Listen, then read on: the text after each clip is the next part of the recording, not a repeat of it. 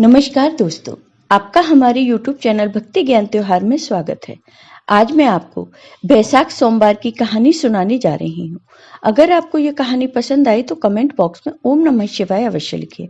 साथ ही अगर आप मेरे चैनल पर नए हैं तो चैनल को सब्सक्राइब कीजिए और बेल आइकॉन पर क्लिक जरूर कीजिए, जिससे हमारे वीडियो के नोटिफिकेशन आपको मिलते रहें। किसी गाँव में एक बूढ़ी माई अपने बेटे और बहू के साथ रहती थी। जब वह बूढ़ी माई बहुत छोटी थी, तभी से उन्होंने अपने माता पिता को भगवान शिव की पूजा पाठ करते हुए देखा था।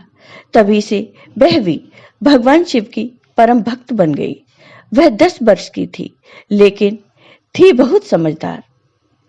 वह अपने माता पिता के साथ भगवान शिव के मंदिर में जाती तो वह देखती थी कि उसके माता पिता भगवान शिव से पुत्र मांगते थे।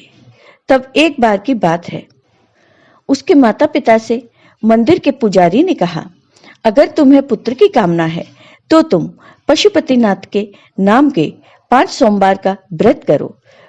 फिर लड़की के माता पिता ने पशुपतिनाथ के 5 सोमवार के व्रत किए और वह लड़की भी अपने माता पिता के साथ पूजा करने जाने लगी। 5 सोमवार पूरे होते ही उसकी मां गर्भवती हो गई और 9 महीने बाद उसने एक पुत्र को जन्म दिया। इस चमत्कार को देखकर उस लड़की की आस्था भगवान शिव में और बढ़ गई। अब तो वह लड़की घंटों बैठकर भगवान शिव का पूजा पाठ किया करती थी। अपनी बेटी को पूजा पाठ करता देख उसके माता पिता बहुत खुश होते थे। वह लड़की अब पूरे समय शिव मंदिर में ही बैठी रहती थी। वह घर बुलाने पर ही आती थी। पूरे गांव के लोग अपने बच्चों को उसका उदाहरण देते थे। उस समय बच्चे जब 11-12 साल के होते थे, तभी उनका विवाह कर दिया जाता था। तो उस लड़की का भी 12 वर्ष में विवाह हो गया और 14 वर्ष में गौना हो गया। जब वह 16 वर्ष की हुई तो उसे एक पुत्र भी हो गया। उसका पुत्र 4 साल का हुआ, तभी उसके पति की किसी बीमारी के कारण मृत्यु हो गई। उसने मेहनत मजदूरी करके अपने बेटे का पालन पोषण किया और उसे पढ़ाया लिखाया। धीरे धीरे समय बीता और लड़का विवाह योग्य हो गया। उसने अपने बेटा का विवाह कर दिया, लेकिन वह भगवान शिव की पूजा पाठ करती रही। उसने छोटी सी उम्र में ही बड़े बड़े दुख देखे, लेकिन उसकी हिम्मत नहीं टूटी। इसी तरह समय बीतने लगा और एक दिन की बात है, वह बूढ़ी माई भगवान शिव की पूजा करके घर आई तो उसके बेटा बहू ने कहा, माँ, इतनी पूजा पाठ क्यों करती हो? तुम्हें भगवान शिव ने दिया ही क्या है? आज मैं जो कुछ भी हूँ आपकी मेहनत से हूँ। भगवान ने तुम्हारे लिए किया ही क्या है? तब उस बूढ़ी माँ ने कहा कि मैंने कभी भगवान की पूजा सेवा इसलिए नहीं की कि मुझे बदले में कुछ मिले। मैंने अपनी खुशी के लिए भगवान शिव की पूजा पाठ और सेवा की है। इससे मुझे खुशी मिलती है। पूजा पाठ करने के बाद मेरा मन शांत रहता है, मेरा दिन अच्छा निकलता है। जैसे एक माँ अपने बच्चे का पालन पोषण करती है और बदले में बच्चे से कुछ नहीं चाहती, वैसे ही मैंने भगवान शिव का पूजा पाठ किया है। उस दिन बूढ़ी माई बहुत दुखी हो जाती हैं। उस दिन बैसाख मास का बड़ा सोमवार था। वह सोचने लगी कि मैंने कभी नहीं सोचा था कि मुझे यह दिन भी देखना पड़ेगा कि मेरा बेटा बहू ही मेरी भक्ति पर सवाल जवाब करेंगे।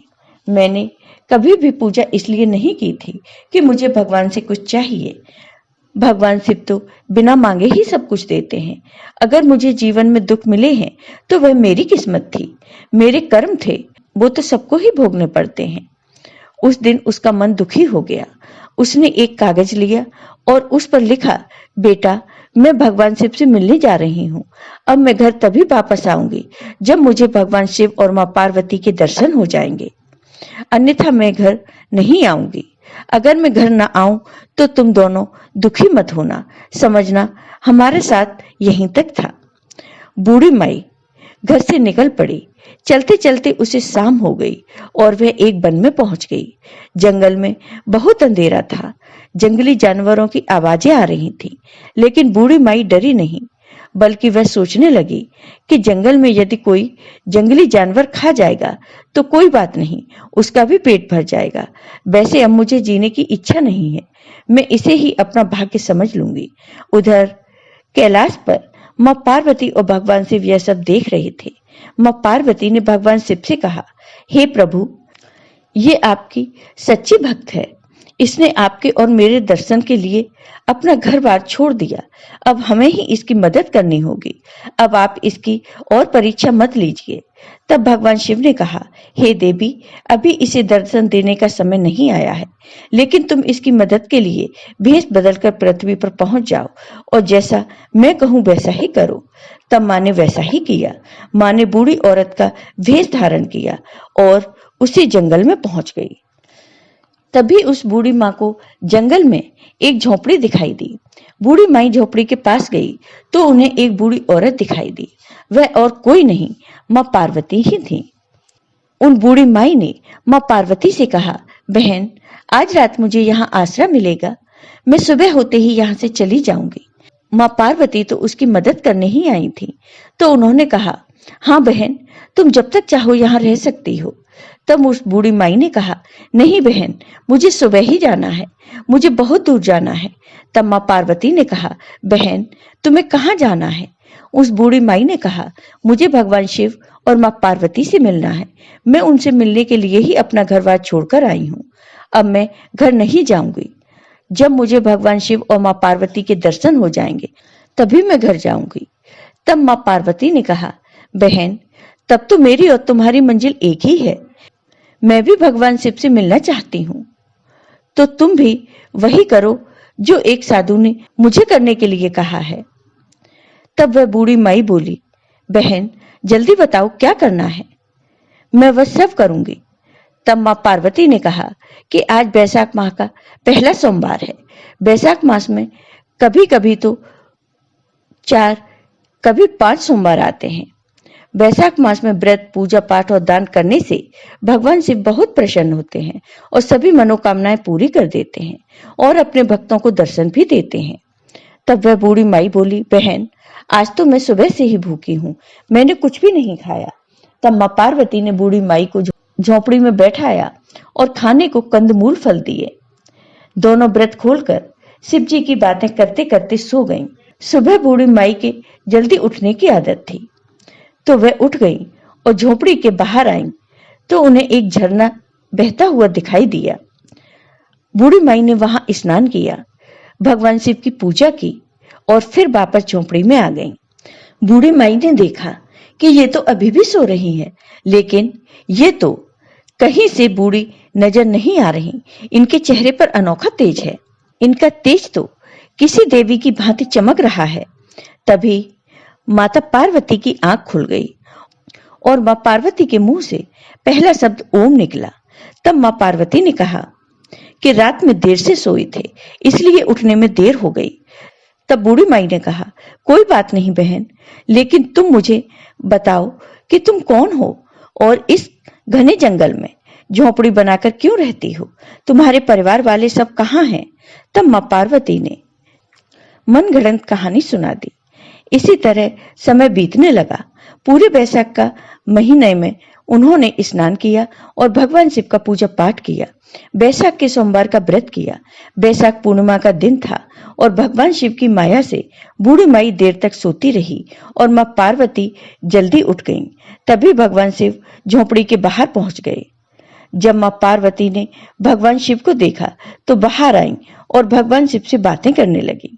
तभी नींद में बूढ़ी मां को बोलने की आवाज सुनाई दी तो वह उठ गई। उन्होंने देखा तो उसे मां पार्वती कहीं दिखाई नहीं दी। झोपड़ी के बाहर आई तो उनके आश्चर्य का ठिकाना न रहा। उन्होंने साक्षात भगवान शिव और मां पार्वती को देखा। बूढ़ी माई उनके चरणों में गिर गई और उनकी आंखों से आंसू बहने लगे। तब भगवान शिव ने कहा, आज तुम्हें जो चाहिए मांग लो।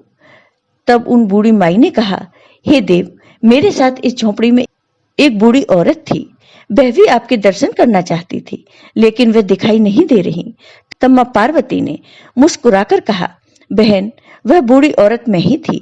तब बूढ़ी माई ने कहा, हे भगवान, हे माता, मैंने कभी भी आपकी पूजा इसलिए नहीं की थी कि मुझे बदले में कुछ चाहिए, लेकिन मेरे बेटा बहू कहते हैं कि मुझे जीवन में दुख के सिवा कुछ नहीं मिला, लेकिन आपके पूजा पाठ से मुझे जो खुशी मिलती है वह किसी दौलत से कम नहीं है। हे प्रभु, मैं इतना चाहती हूँ कि आपके लिए मेरी भक्ति हर जन्म में इसी तरह बनी रहे। साथ ही मेरे बेटा बहू को सद्बुद्धि मिले ताकि वो भी आपका पूजा पाठ करें। तब भगवान शिव ने कहा, ऐसा ही होगा। फिर भगवान ने बूढ़ी माई से कहा, तुम एक क्षण के लिए आंखें बंद करो। तब बूढ़ी माँ ने आंखें बंद कर ली। जब आंख खोली तो उन्होंने खुद को अपने घर में पाया। उनका टूटा फूटा घर अब महल में बदल चुका था। जब बेटा बहू ने अपनी माँ को देखा तो वह उनके चरणों में गिर गए और अपनी गलती के लिए क्षमा मांगी और कहा, माँ, ये सब आपके पूजा पाठ और भगवान शिव और माँ पार्वती की कृपा से हुआ है। जब यह खबर गांव वालों को मिली कि बूढ़ी माँ को शिव जी और माँ पार्वती जी के दर्शन हुए हैं, तो पूरा गांव उनके दर्शन के लिए उमड़ पड़ा। जब उस नगर के राजा रानी को पता चला तो वो भी उनके दर्शन करने के लिए उनके घर आए। फिर राजा ने नगर में ढिंढोरा पिटवा दिया कि सभी को बैशाख सोमवार का व्रत करना चाहिए, भगवान शिव की पूजा करनी चाहिए, बड़ पीपल और आंकड़े को सींचना चाहिए। ऐसा करने से घर में सुख समृद्धि आती है। जय हो भगवान शिव की, जय हो माता पार्वती की। आपको ये वीडियो पसंद आया हो तो कमेंट बॉक्स में कमेंट करके जरूर बताइए। साथ ही मेरे वीडियो को ज्यादा से ज्यादा शेयर करिए। धन्यवाद दोस्तों।